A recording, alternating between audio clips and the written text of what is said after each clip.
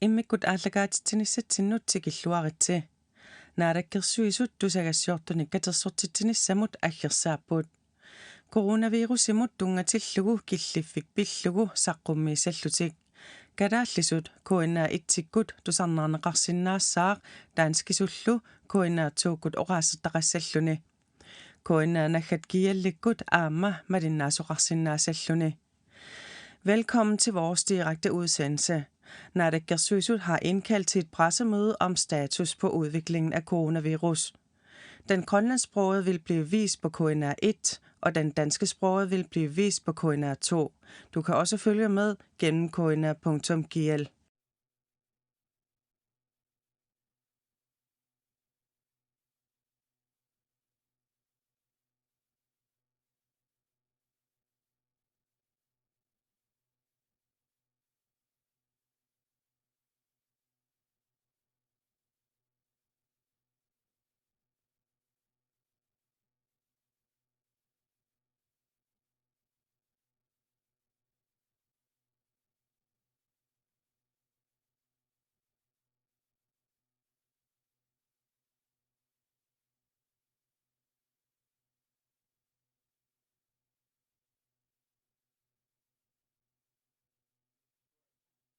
Alle sammen.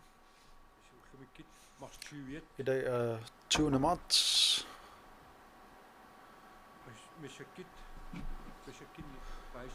Og vi har ikke fået det seneste informationer, men den nye informationer er, at det sidste prøver fra 13 personer, dem har vi modtaget, og dem skal vi præsentere, og det er Banerak fra Lægeembedet, som præsenterer numrene.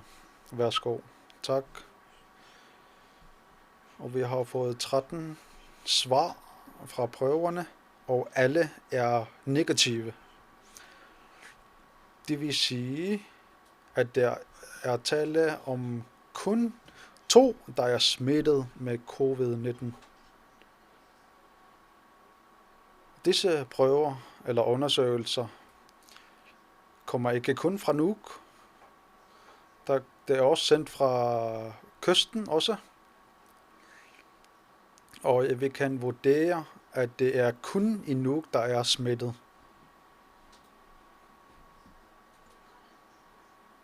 Vi afventer stadigvæk 51 svar fra undersøgelser, og vi har undersøgt det i alt 91. Sundhedsvæsenet i disse dage har fået en masse henvendelser.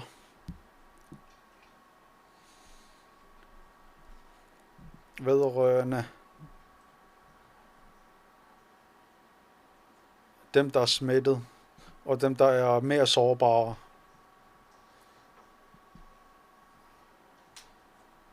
Men med hensyn til vurderingen af disse og undersøgelse,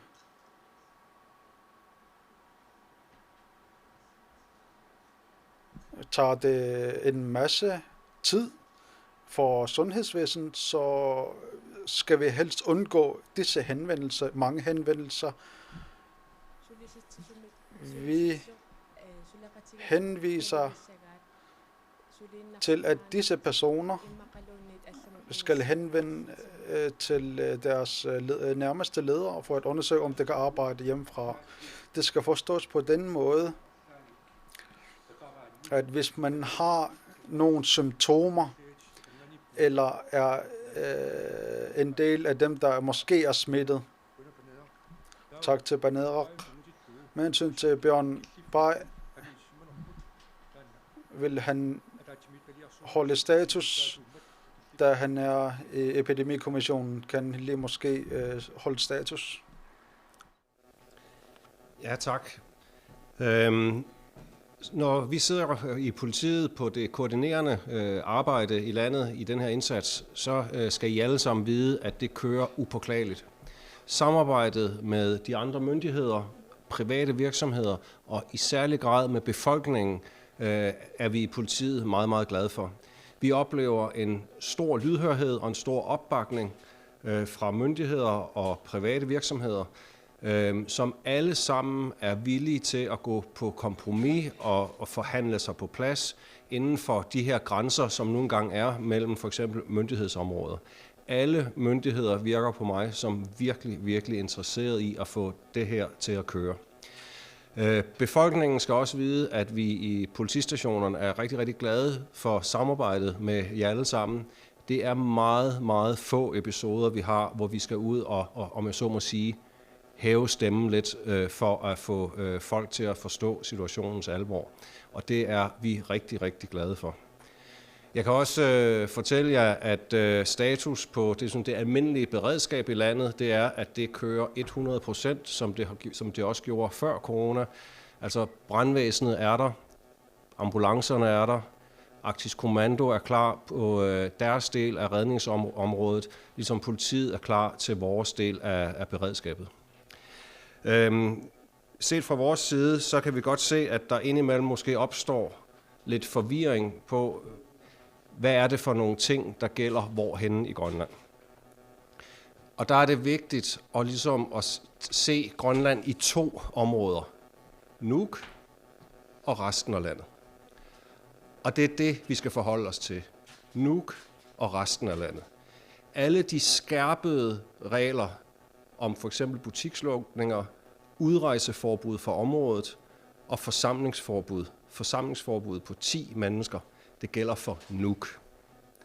De andre foranstaltninger, vi satte i værk tidligere på ugen, om lukning af skoler og forsamlingsforbud på 100 personer, det gælder for resten af landet. Og det er det, vi som borgere skal prøve at forholde os til nu, det er, at vi har delt landet op i de her 2 områder, Nuuk og resten af landet. Vi arbejder på kommunikationsmæssigt at få en nem illustration ud af, hvordan det gælder i de her 2 forskellige dele af området. Men det tror jeg, det er vigtigt, at vi gør os virkelig klart, at de ting, der gælder i Nuuk i øjeblikket, det gælder ikke for alle jer uden for Nuuk. Kronak. Vi siger tak til Bjørn. Og en af budskaberne, som vi fremkommer med, og det er, at tingene har ændret sig gevaldigt efter covid er ankommet her i Nuuk, og der er en stor frihed i Grønland, det skal vi huske, og det har givet os en stor pligt for os, for at beskytte vores venner og familier, og ikke mindst de svage og ældre. Også i forhold til dem, der er smittet. Og jeg vil derfor sige, efter Bjørn har nævnt det, at vi skal holde os sammen om at bekæmpe covid, og WHO's anbefalinger og rådgivninger skal følges, og i nogle tilfælde er vi forud med disse anbefalinger. Så derfor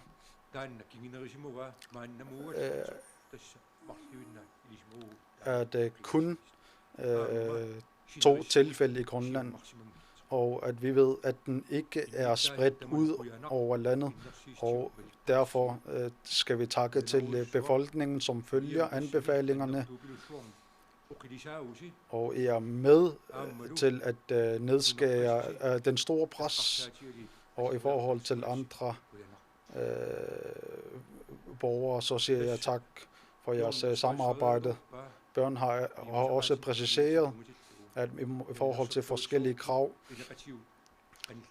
at vi skal holde afstand, og nogle gange må vi overveje at måske at besøge og lige holde ekstra afstand og snakke med hinanden med en ekstra afstand. Selvfølgelig føler man sig, at man vil kramme sine børn og børnebørn, men det skal vi helst undgå. Fra midnat lukker flyvningen fra og ind til Grønland. Efter det er det kun meget særlige tilladelser, der gælder. Og transport mellem byer og bygder bliver også indstillet, undtagen meget særlige undtagelser. Derfor skal vi alle sammen følge alle disse rådgivninger og anbefalinger. Og vi kan jo se, hvad der sker i andre lande, og vi skal helst undgå, at vi spreder viruset. Vi skal passe på vores venner, familier og vores medborgere og os selv. Det skal jeg understrege. Og jeg skal gentage, tusind tak for borgerne, der følger anbefalingerne. Så tak for det. Og med hensyn til det, er der måske nogle journalister, der har nogle spørgsmål? Dem, der har der er lidt svagere med hensyn til deres sundhed. Og du sagde jo, at det skal snakke med deres nærmeste leder, i stedet for at henvende sig hele tiden til sundhedsvæsenet. Kan I måske uddybe det? Disse informationer står også i vores hjemmeside nun.gl. Der er tale om, der er gravide, der har tuberkulose, dem, der har hjerteproblemer, dem, der har lungeproblemer, dem, der har et lavere immunforsvar, og dem, der har diabetes og har kræft, og dem, der er ældre. Det er dem, der er tale om. Og hvis man falder i disse grupper, så er det meget vigtigt, at man først snakker med nærmeste leder, inden man henvender til sundhedsvæsenet. Derefter kan man måske snakke om man skal arbejde videre, og måske hvad man kan løse med hensyn til, at man forhindrer at blive smittet, og med hensyn til opholdelse uden for arbejdet, så kan man også måske tage en særlig indsats med hensyn til, at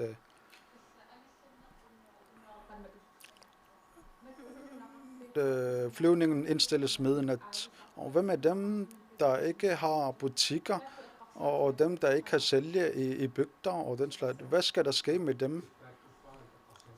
Vi har også tænkt på dem, lige præcis dem, der vi tager nogle særlige indsats og tiltag for dem. Vi har planer om det enkelte bygder, som skal have nogle særlige ordninger. Dem har vi allerede tænkt på, dem har vi overvejet.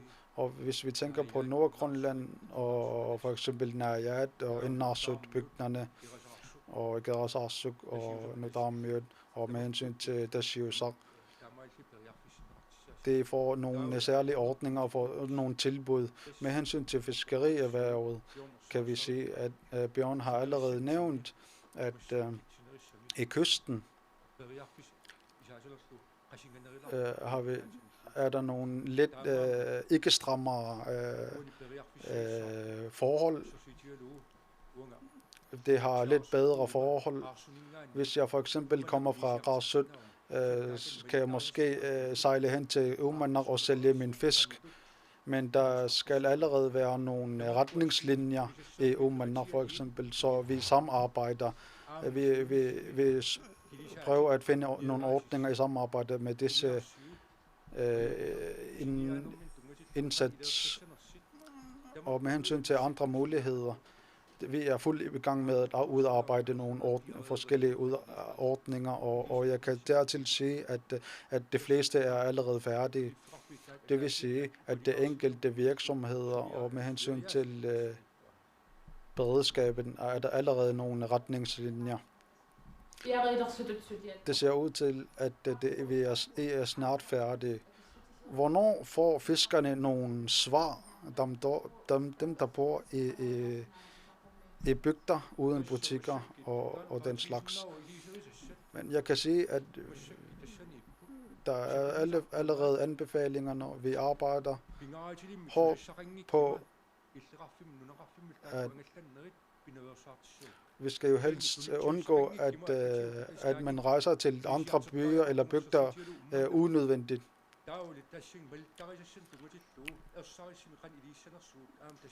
Der skal stå klart, hvad man skal gøre i salgsstederne, i indhandlingsstederne.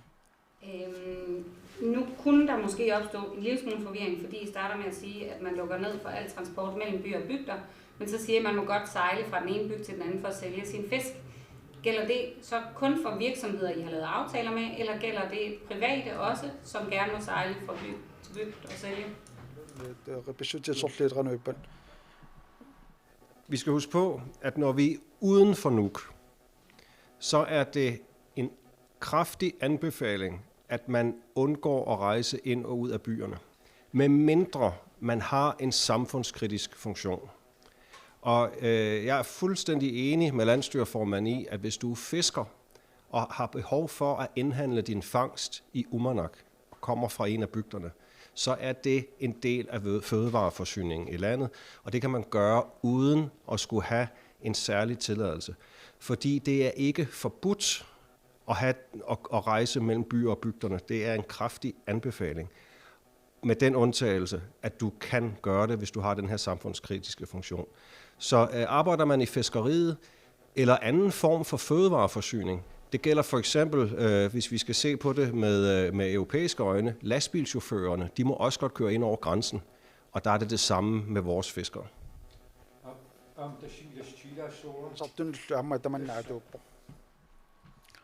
Og jeg skal sige, at det er det, der gælder i kysten uden for Nuuk. Men fra Nuuk kan man ikke rejse til Paamiut, Kapisiltit eller Qeqertarsuaq, uanset om jeg skal til indhandling af fisk. Så derfor er forholdene anderledes i Nuuk.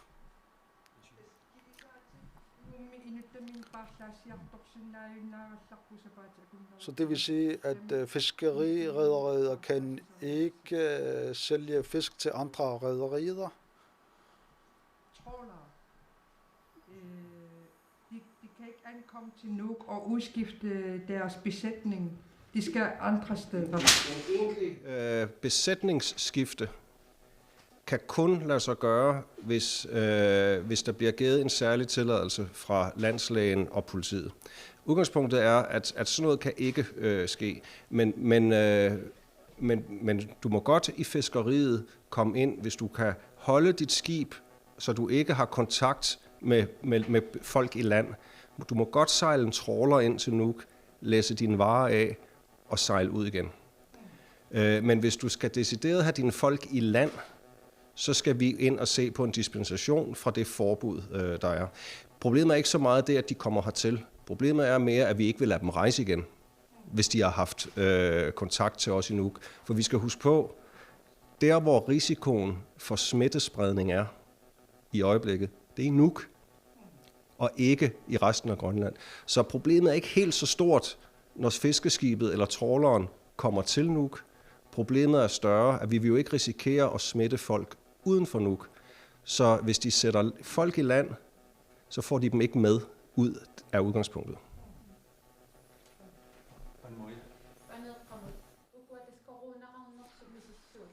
Disse undersøgelsesudstyr, hvor mange var det nu, der ikke er besvaret endnu? 51. Hvornår får vi disse svar? Vi får løbende svar i de næste par dage. Og med hensyn til undersøgelse af coronavirus, hvordan påvirker jeres arbejde, at I ikke kan få svar med det samme? Vi ved jo, at der er nogle undersøgelser, og vi har nogle ventende svar. Hvordan påvirker det jeres arbejde, at vi ikke får svar med det samme?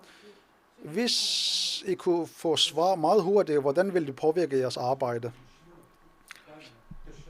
Det er vores status med hensyn til beredskabet.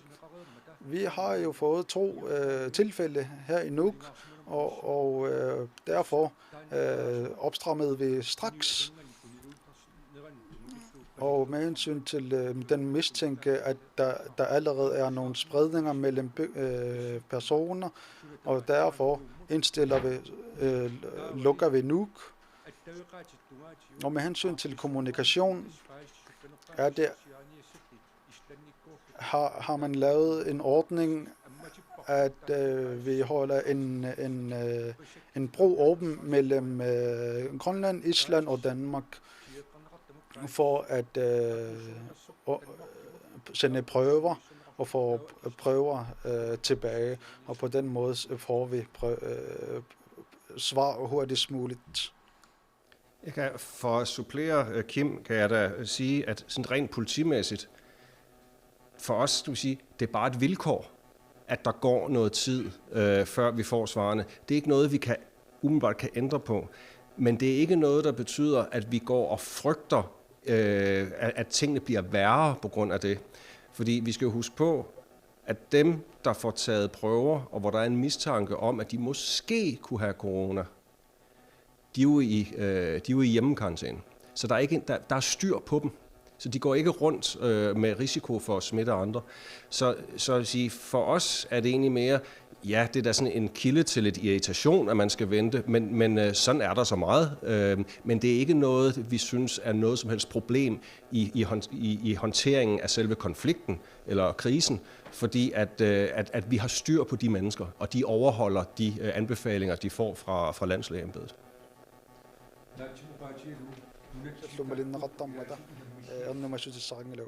Det er en af disse vilkår, vi har i Grønland. For eksempel har der ikke været nogen helikopter i Kutlosor. Det er en af de vilkår, vi har i Grønland. Og hvis man har en karantæne, så må man selvfølgelig følge denne anbefaling. Sådan er vilkårene her i Grønland nu. Og vi har alle sammen måtte tilpasse os. Derfor skal vi ikke gå i panik, fordi vi afventer nogle svar. Så derfor, når vi får disse undersøgelsesvar, status på, så kontakter vi personerne. Finansudvalget har godkendt en hjælpepakke i dag. Hvornår vil I fortælle om den?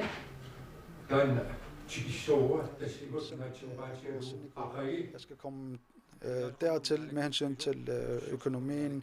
I morgen er det erhvervs- og finansnaalakkersuisser, der vil præsentere om det. Der bliver lavet i Danmark, om de også kan omfatte Grønland i den forbindelse?